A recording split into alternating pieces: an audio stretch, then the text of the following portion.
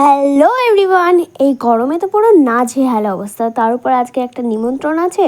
গরমে তো সাজগোজ করতে একটু ইচ্ছা করছে, শুধু একটু ময়শ্চারাইজার আর সানস্ক্রিন, ব্যাস আমি রেডি। সানস্ক্রিন একটু না দিলেও হয় না, আবার দিলে সারা মুখ ঘেমে একাকার হয়ে যায়।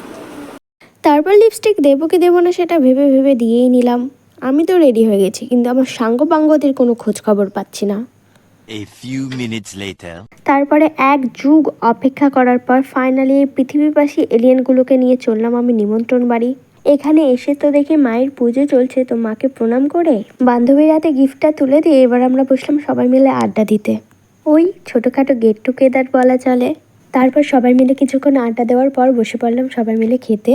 খেলাম রাইস, আলুর দম, পনির, চাটনি, পাঁপড়, মিষ্টি।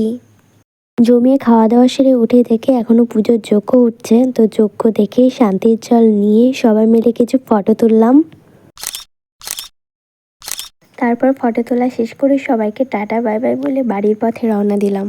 এখন তো এই ছোটোখাটো অনুষ্ঠান ছাড়া সবার সাথে তেমনভাবে একসাথে দেখাই হয় না, তো এই কয়েকটা ঘন্টা বেশ মজা করেই কাটালাম।